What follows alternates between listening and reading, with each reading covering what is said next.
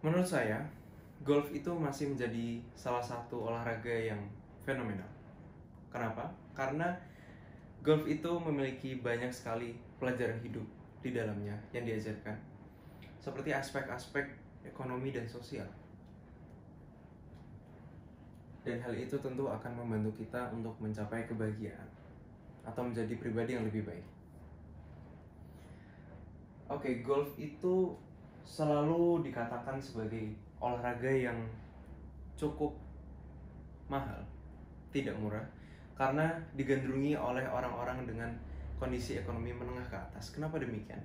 Karena banyak sekali peralatan-peralatan golf dan juga biaya-biaya yang memang tergolong cukup tinggi yang dibutuhkan untuk seseorang dalam bermain golf.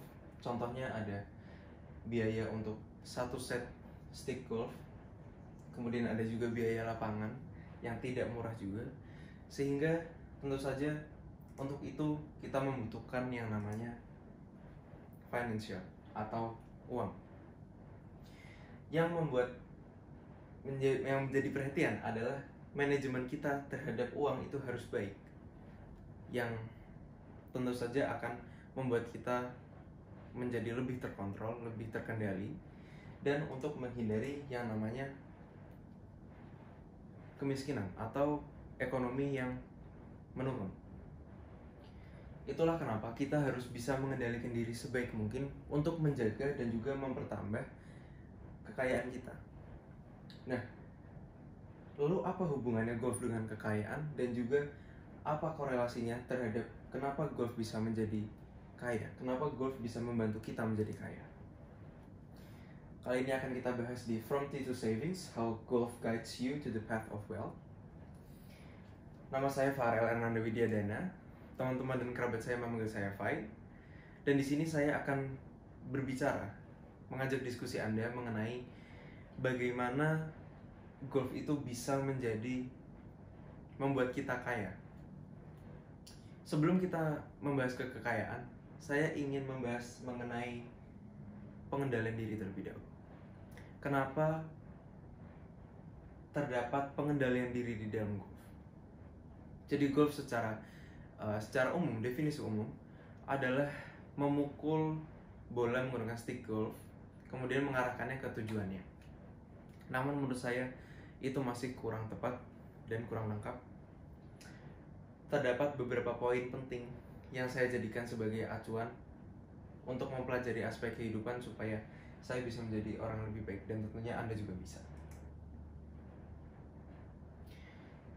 Oke, sebelum masuk ke sana, saya ingin Anda untuk membayangkan Anda berada di lapangan yang luas, yang tenang, yang sejuk, hanya Anda sendiri di sana.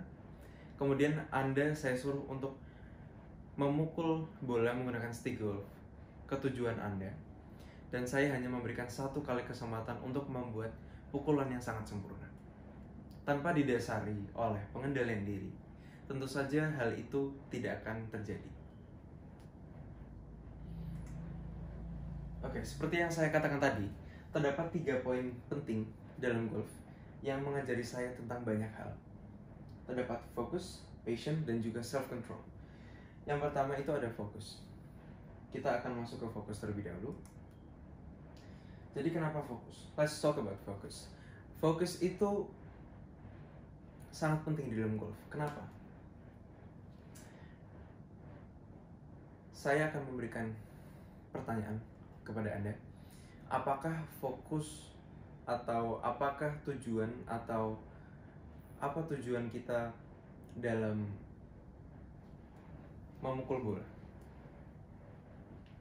Tentu tujuan utamanya adalah untuk mencapaikan atau mengantarkan bola tersebut masuk ke dalam lubang. Namun supaya hal itu terjadi, apakah fondasi awal dalam kita sebelum kita memukul bola, ketika semua practice, semua warming up telah dilakukan dan Anda sudah berada di depan bola dan bersiap untuk memukulnya, apakah fondasi awalnya? Tentu fondasi awalnya adalah yang namanya fokus. Kenapa eh, fokus itu sangat penting, karena fokus itu adalah pemusatan pikiran. Semua anggota badan Anda di dalam golf itu akan dipusatkan kepada satu objek, yaitu bola itu, dan hanya bola itu. Kenapa hanya fokus kepada bola tersebut? Karena di dalam golf tidak ada musuh. Musuhnya adalah diri Anda sendiri. Jadi kenapa golf benar-benar mengajarkan mengenai self control, mengenai pengendalian diri? Itulah karena musuhnya adalah diri kita sendiri.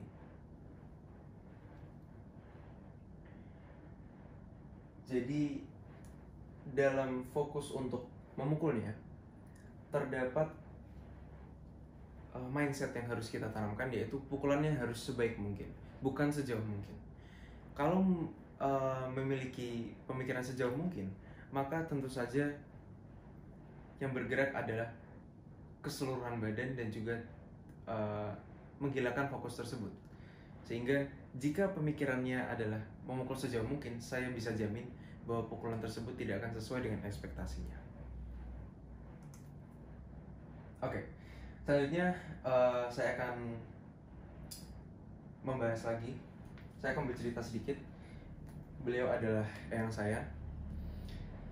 Beliau adalah termasuk golfer juga pada era 70-an.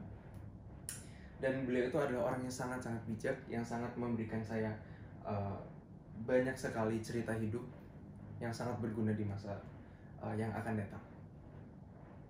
Pada saat itu, ketika saya mengobrol, saya memiliki asumsi. Saya sampaikan ke beliau bahwa dalam golf itu saya hanya memusatkan pikiran hanya ke dalam bola, hanya ke bola dan juga tidak ada fokus ke lain.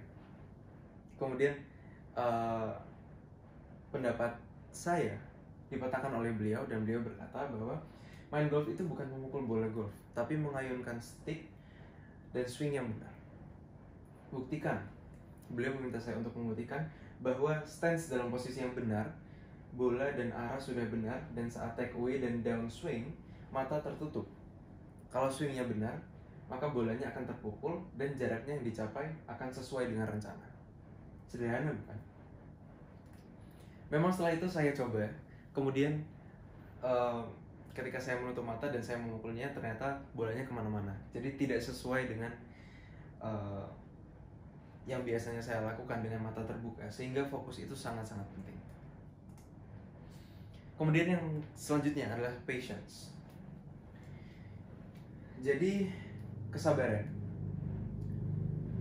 Ketika saya melakukan practice dalam golf yang ada di driving range, ketika saya memukulnya, kira-kira 10 pukulan, hanya 30% kira-kira yang menurut saya itulah sesuai dengan ekspektasi saya. Namun hal itu kurang baik karena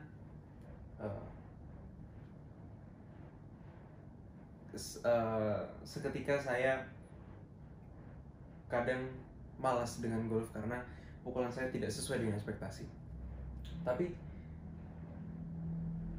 memang hal itu akan terjadi karena teknik dalam golf itu benar-benar mengandalkan mengkoordinasikan seluruh anggota badan supaya bisa menghasilkan pukulan yang sangat baik. Tapi zaman sekarang banyak orang-orang yang ingin merasa instan. People nowadays, mereka pengen untuk memberikan effort yang tidak terlalu banyak, namun yang hasilnya cepat dan instan. Namun di golf tidak mengajarkan itu sama sekali. Golf memberikan kita pandangan bahwa dunia itu tidak ada yang instan. Maka kita harus menikmati, enjoy the progress. Kita nikmati alurnya supaya kita bisa mencapai kesuksesan yang sebenarnya. Oke, selanjutnya adalah pengendalian diri. Kenapa pengendalian diri dibutuhkan?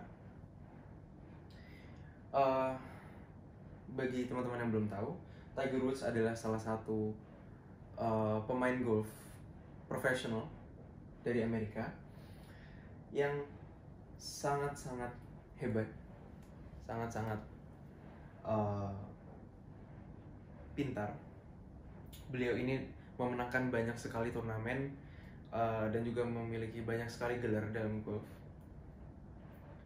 Dari pukulan juga tidak usah diragukan, sehingga performasinya juga kita tidak perlu meragukannya. Namun di bawah pencapaian-pencapaian ini terdapat beberapa kejadian.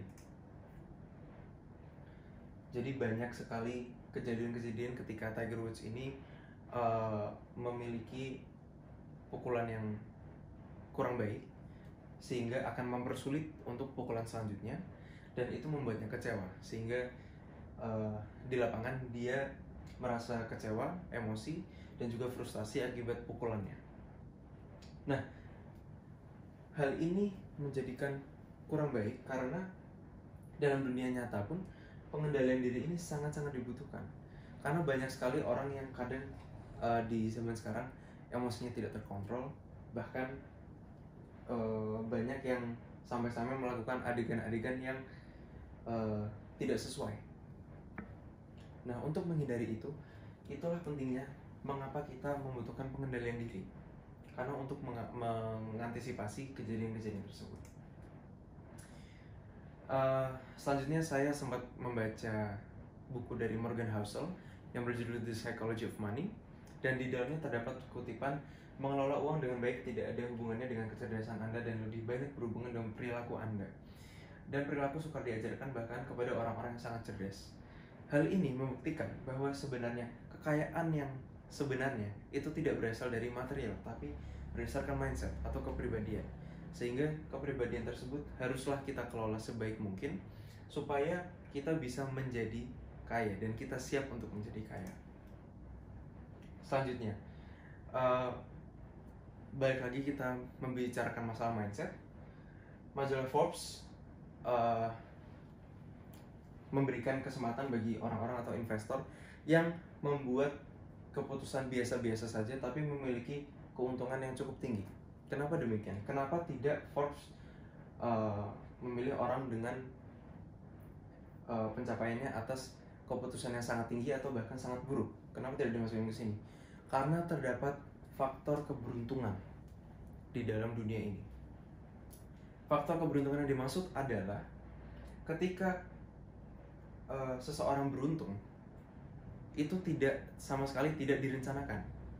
Sehingga kalau yang dimasukkan ke sini adalah orang-orang yang beruntung, maka orang-orang yang membacanya otomatis akan merasa bahwa saya akan melakukan apa yang dia lakukan dan juga tidak melakukan apa yang dia tidak lakukan. Tentu saja hal itu tidak berlaku kepada semua orang.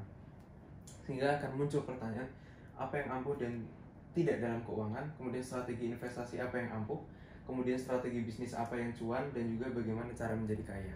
Hal itu tidak mungkin terjadi atas keberuntungan karena balik lagi terdapat probabilitas masing-masing orang yang tidak semua orang sama, sehingga kita harus mengendalikan diri sebaik mungkin supaya tidak ikut arus oleh satu dan yang lainnya.